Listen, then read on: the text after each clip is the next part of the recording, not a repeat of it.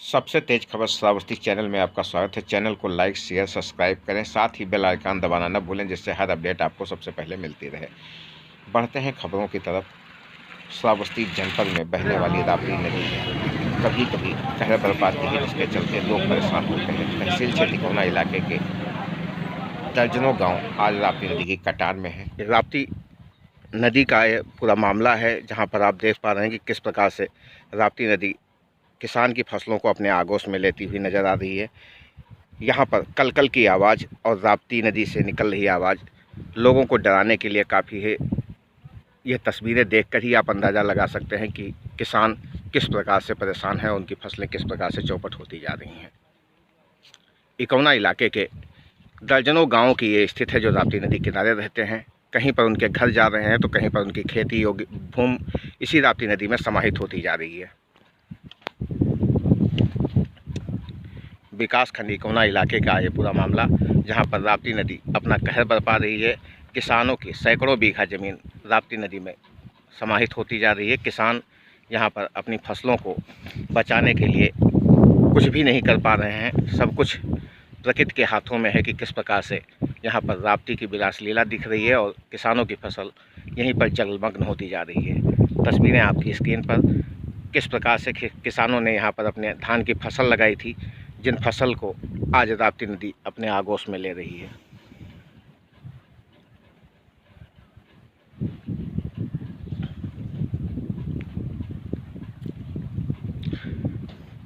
विकासखंड इकौना इलाके के कई गांवों में इस समय राप्ती नहर अपना कहर बरपा रही है, जिस पर किसान परेशान हैं और वो केवल मायूस चेहरा लेकर इस नदी को निहारते हैं।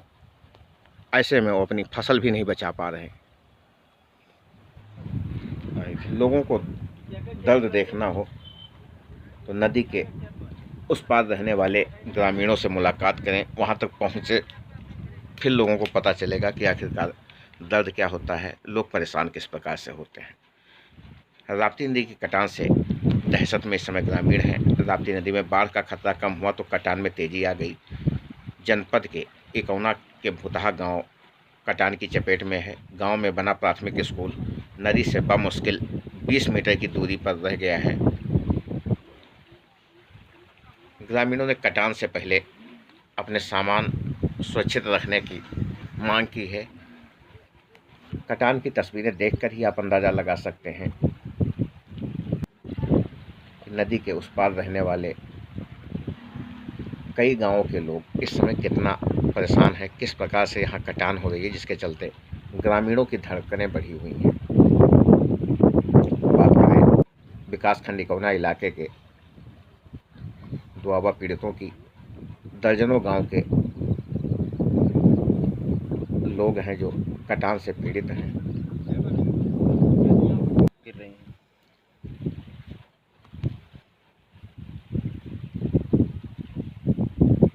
भुतहा, मलौना, खसियारी आदि गांवों की ये तस्वीरें, जहां पर राप्ती नदी अपने आगोश में सब कुछ समा ले जाने को बेताब दिख रही है।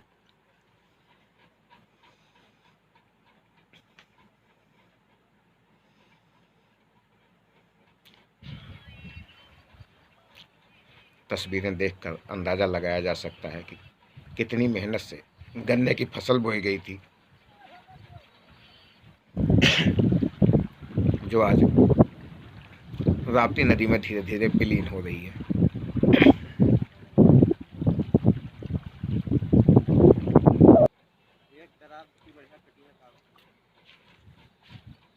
खेत मालिक टकटकी लगाकर राप्ती नदी को तो कभी अपनी फसल को देख रहा।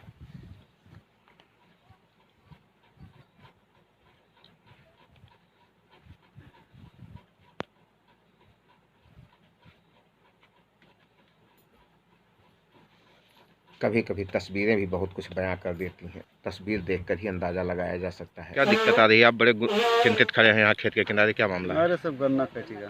कितना? 12 बीघा। कौन काट रहा है? गंगा जी। कोई अधिकारी या कोई मुआवजा? कुछ कोई नहीं, सुनवाई नहीं है, कोई नहीं देता। कोई ना देखने भी नहीं आ रहा? कोई देखे नहीं आता ना, कोई नेपाल ना डीएम ना एसडीएम ना तहसीलदार कोई नहीं। अच्छा, आप लोगों को कौना जाना हो तो कैसे जाएंगे? अखौना साहब बड़ी दिक्कत है, घूम वहाँ से जाया जाता। इधर सब रास्ता बंद पड़ा है। हाँ भरपूर। राप्ती की कलकल करती ध्वनि और छपाक छपाक की आवाज़ें गाड़ी कहाँ? चारों तरफ सुनाई देती हैं। छपाक की आवाज़ें उस वक्त आती हैं जब राप्ती नदी में ज़मीन का एक बड़ा हिस्सा समाहित होता है, तो एक तेज़ आवाज़ आती है छपाक, और इस छपाक ने पता नहीं कितने बीघे ज़मीन अपने आगोश में समा लिया है। चलिए, उत्तर प्रदेश के श्रावस्ती जनपद में 3 तहसील है, जमुना, इकौना और भिलगा। तीनों तहसील बाढ़ प्रभावित तहसीलें हैं, जहां पर हर साल कई गांव और हजारों बीघा जमीन राप्ती नदी में समाहित हो जाते हैं। विकासखंड इकौना इलाके के कई गांव राप्ती नदी के कटान में हैं। ग्राम पंचायत मलौना खसियारी का गांव भोतहा भी कटान की जद में है। तस्वीरें भोतहा की हैं, जहां पर पहुंचकर पता चला कि राप्ती नदी से चंद कदमों की दूरी पर भोतहा का प्राथमिक विद्यालय रह गया है।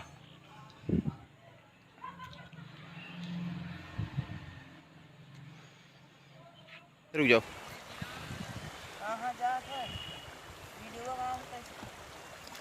हटो हटो, तू लोग हटो।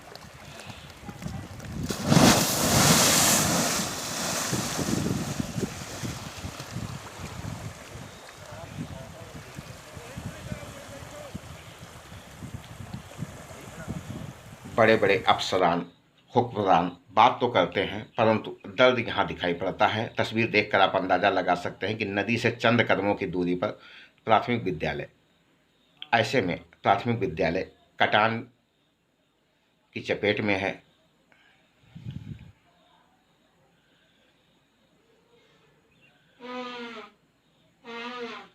हाँ, कत्ता खेत लोगन के कट गया हुई, बताओ पूरा बात को बताओ। अब खेत तो भैया वो पार 7-7 बीघा खेत हमारे कट गया है, कम से कम 22 बीघा खेत पहले के कट गया। मैं बहुत जनक कटा है, ठाकुर लोगन के कटा पड़ा है। दादा, एक गाँव भोतहा का है नाम पता? भोतहा का है नाम? अरे ये तो पुरखादन चला है भैया, अब कहाँ बताइए। भूत तो नहीं लगाते हैं यहाँ? नहीं, भूत तो नहीं लगेगा।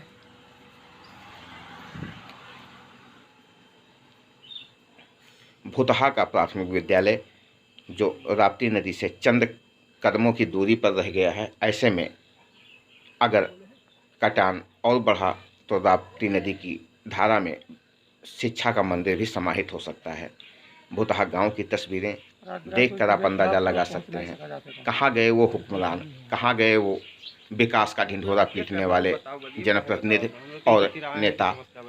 आखिरकार इनका कसूर क्या है जो यहाँ पर नरकीय जीवन जीने को विवश है? न तो निकलने के लिए समुचित रास्ता और न ही कहीं आवश्यकता पड़ने पर अस्पताल या अन्य संसाधनों का पूरा कर पाना। बड़े बड़े हुक्मरान विकास का वादा करते हैं, लोगों को लुभाते हैं और फिर 5 साल ऐसे ही बीत जाते हैं। जिंदगी किस कदर यहाँ पर गुजर रही है, इसका अंदाज़ा ही।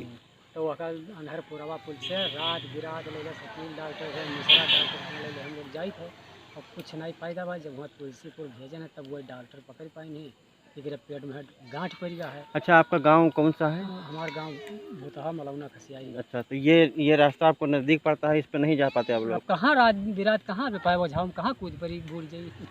तो कितना दूरी तय करके जाना पड़ता है आप लोग? अब हमें वो 3 कुआं घुमाव लिया था अंधरपुर वाला, 3-4 कुआं कम नहीं है वो जावा। और अगर इधर से सीधे होता तो? हाँ, सीधे अगर रास्ता होता तब? अब सीधा रास्ता हो तो 2 किलोमीटर हो यहाँ होती हमारे गाँव। हाँ, मथुरा यहाँ कौना से सीधे जो रहे तो 5 किलोमीटर धैल ऐसे जावा जा। फिर हम बता दिन बड़ी परेशानी है, रात बिरात कोई तकलीफ पड़ जाए तो हम लोग बहुत परेशान हो जाए। आज हम आपको सबसे तेज खबर श्रावस्ती चैनल के माध्यम से विकास की असली तस्वीर दिखा रहे हैं। आप भी देखिए, आज़ादी के इतने सालों बाद आज़ाद भारत विकास जहां लोग जान जोखिम में डालकर आधी नदी पहले पैदल या अपने साधन से पार करते हैं, उसके बाद आधी नदी नाव के सहारे पार होती है। तस्वीर देखकर आप अंदाज़ा लगा सकते हैं कि जहाँ तक पानी ही पानी है, पूरा नदी है, परंतु इसके आधे हिस्से में ही नाव चलती है। आधे हिस्से तक लोगों को पैदल होकर ही जाना पड़ता है। ऐसे में लोग जान जोखिम में डालकर यात्रा करने को मजबूर हैं, जिसका मुख्य कारण है कि उन्हें इकौना पहुंचना है, और इकौना पहुंचने के लिए या तो 40 किलोमीटर का चक्कर लगाएं या नदी पार कर 4 किलोमीटर में इकौना पहुंच जाएं। सुबह 6 बजे से शाम 6 बजे तक यहाँ पर नाव का संचालन किया जाता है। स्थानीय नाव चालक ने बताया कि हम लोगों की सेवा में लगे रहते हैं। कई बार यहाँ पर दुर्घटनाएं भी हो चुकी, परंतु जिम्मेदार मौन। आखिरकार कब तक लोग ऐसे जीवन जीते रहेंगे? लोगों ने तो अब यहाँ पर उम्मीद भी छोड़ दी है कि कब इनका जीवन सरल और सुगम हो पाएगा। सफाई कर्मी से बात की गई। राजकुमार जी, आप यहाँ सफाई कर्मी के पद पर तैनात हैं। जी सर। कितने साल से यहाँ तैनाती है? सर 5 साल से ऊपर हो रहा है सर। और रोज़ आपको आना पड़ता है? जी सर। तो कैसे आते हैं? सर अब ऐसे आते हैं जैसे आप देख रहे हैं, रोज इधर से उधर नदी से नाव से उतरते हैं। इकौना से कितनी दूरी पड़ती है आपका कार्यस्थल? इकौना से सर इस घाट से आते हैं तो 7-8 किलोमीटर पड़ता है। अब घूम के जाना पड़े सब तो वहाँ से 40-45 किलोमीटर पड़ेगा। तो यहाँ जब नदी बीच में बह रही है तो ऐसे लोग कैसे, आप लोग अपनी जान जोखिम में डालकर कैसे यात्रा करते हैं? सर और कोई विकल्प नहीं है, फिर करें क्या हम लोग? क्या अपील है आप लोगों को, क्या अपेक्षा है सरकार से? सरकार से अपेक्षा है सर कि हमारी समस्या को देखते हुए कुछ। जी सर। पुल का अगर निर्माण करा दिया जाए तो कितने गाँव वासियों को आराम मिलेगा? कम से कम सर 50-60 गाँव का। सैकड़ों गाँव फायदा है, लोग बात बाजार की चाहते लेकिन नहीं कर पावत है। क्या कारण है, क्या दिक्कत है? नदी कारण है, नदी वजह से पावत है। वो लोग डरते हैं, नहीं आते हैं नाव पे बैठ के। जो गांव के पास के लोग हैं वो मतलब आते हैं जान जोखिम डाल के। अच्छा, आप लोग तो काफ़ी दिन से यहाँ पे लोगों को पार करा रहे हैं? बहुत दिन से, मतलब कई साल को हम लोग यही देखते हैं, यही करते हैं। अच्छा, कभी कोई हादसा वगैरह? हादसा कई बार हुआ, 3-4 बार तो हम भी डूब चुके, डूबने से 3-4 बार डूबे हैं। जब भैंस पे आ रहे हैं, हाथ छूट गया तो किसी तरह से तैर के इधर उधर निकल गए। परसों में लड़का डूब रहा था इसमें, तो नाव लेकर गया तो निकाला बाहर, बच गया? आधा घंटा तो उसमें घुला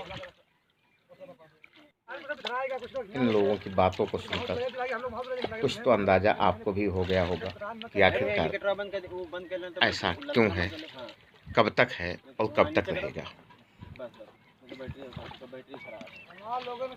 अरे हुक्मरानों, अगर इनकी समस्या, इनकी परेशानी सुननी है, देखनी है, तो आपको यहाँ तक पैदल पहुँचना पड़ेगा, नदी में उतरना पड़ेगा, इनके करीब जाना पड़ेगा, ना कि एसी कमरे में बैठकर और लग्जरी गाड़ियों में घूमकर इनको वादे पे वादा देना पड़ेगा।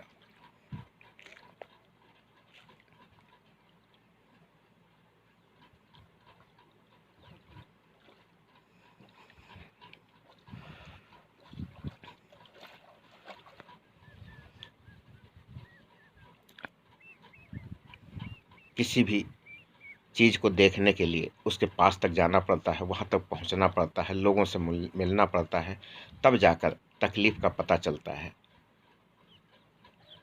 लेकिन हाय रे किस्मत, ऐसी ज़िंदगी जहाँ दर्जनों गांव के लोग आज भी नाव के सहारे ज़िंदगी कर रहे हैं।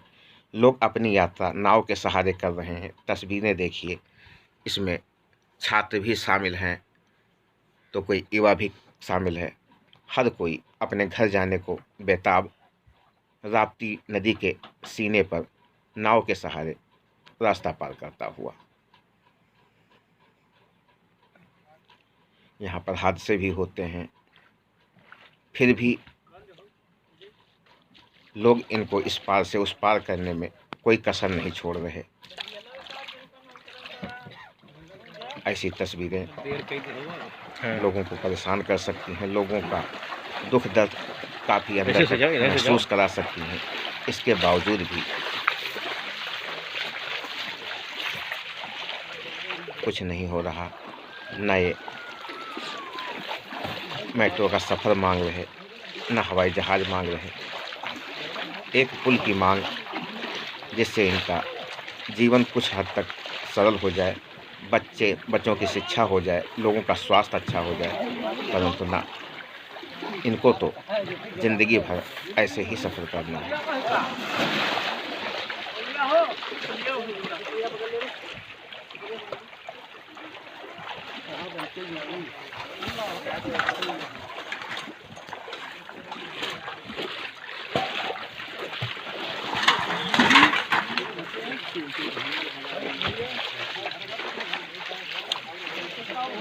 जान जोखिम में डालकर इस पार से उस पार की यात्रा करने को मजबूर है लोग।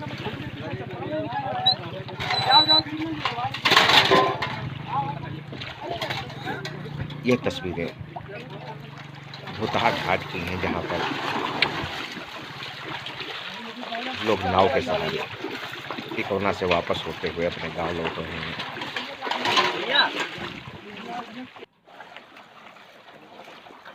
नाव से उतरने के बाद भी आधी नदी इन्हें पैदल ही पार करनी है। यह दौर चलता रहता है। एक तरफ के राहगीर उतरते हैं तो दूसरी तरफ के राहगीर चढ़ते हैं। ये देखिए, नाव चला रहा चालक खुद ही संतुलन खो बैठा और नदी में जा गिरा। किसी तरह उसकी जान बची। बड़ा बढ़िया टाइम पास गिरे हो। हालांकि दक्ष होने के चलते युवक बच गया। यही युवक है जो लोगों को इस पार से उस पार उतार रहा था। अचानक उसका संतुलन बिगड़ा और वही नदी में जा गिरा।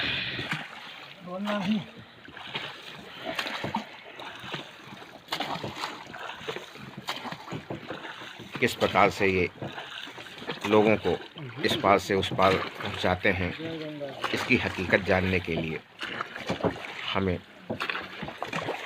नाव से नदी भी पार करनी पड़ी,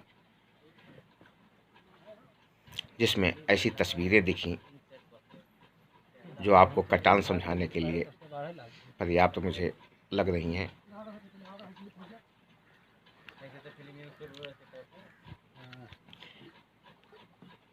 कड़ी मशक्कत के बाद नदी के विपरीत दिशा में नाव को चलाना और लोगों को उस पार तक पहुंचाना इनका ध्येय रहता है, इनका उद्देश्य रहता है। बस लोग सकुशल इस पार से उस पार हों, अपने घरों पर पहुँचे, ऐसी सोच को लेकर लगातार लोगों के सेवा में ये नाविक लगे हुए हैं, जो लोगों को इस पार से उस पार करते हैं। आज आपने देखा इकौना, मझौआ, मलौना खसियारी की असली तस्वीर, जहाँ पर लोग रहते हैं, हम आप रहते हैं, ऐसे ही लोग हैं। परंतु इनकी दिनचर्या लोगों से कुछ हटकर है, कुछ अलग है। काफ़ी वक्त इनका इस यात्रा में लग जाता है। अगर किसी की तबीयत खराब हो जाए और उसे अचानक अस्पताल पहुंचाना है तो भगवान भरोसे